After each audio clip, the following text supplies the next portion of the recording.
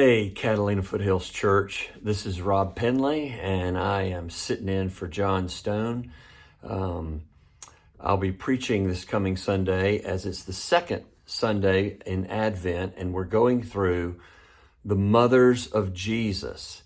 It's an interesting concept in Matthew chapter 1 as it lists the family tree of Jesus, his genealogy. It lists 5 women there. And those 5 women share certain traits, and then they all have their unique story. And that's what we're talking about. Last week, John Stone kicked us off with speaking of Tamar. And you can hear that sermon for the first time or again on all of our different platforms, church website, etc. Now, I'm going to be talking about Rahab. Now, inside baseball here for you. It's Monday afternoon. I flew back home to Tucson all day today, and I'm glad to be back. And I've done nothing to study for teaching on Rahab yet. So I'm going to show you something. I'm going to read you these verses. And Joshua the son of Nun sent 2 men secretly from Shittim as spies, saying, "Go view the land, especially Jericho."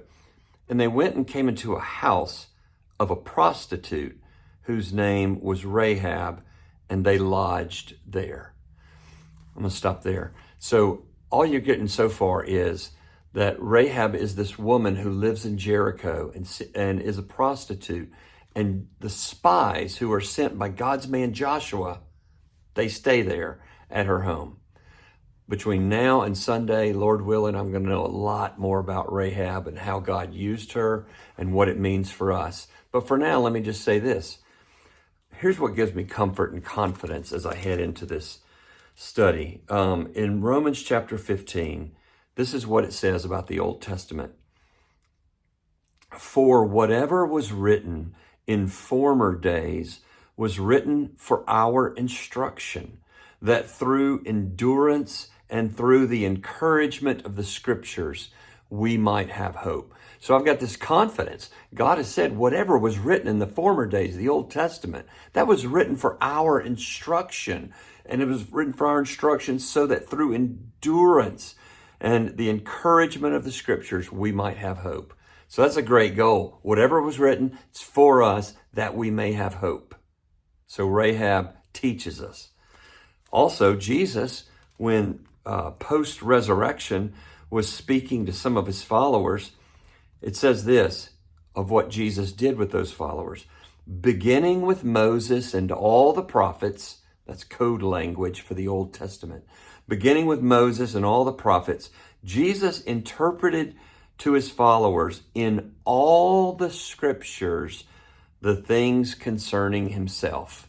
So, as I go to study Rahab, as you go to study any Old Testament passage or any place in the Bible, you know this, what was written in former days was written for our encouragement, and so that we might have hope. Secondly, Jesus says that everything in that Old Testament points to him, and that it reveals something about him, and that it is about Jesus. So, I'm looking forward to getting schooled up on Rahab, and I hope that you will do the same thing, and also that we might all enter with this confidence that as we discuss these mothers of Jesus, these lives of these unique women, that we might be instructed, encouraged, and find hope, and that's all going to come as through the lives of these women and the faithfulness of God to use these women, we see Jesus. That's the goal. That's Advent. That's the gospel. That's what we need.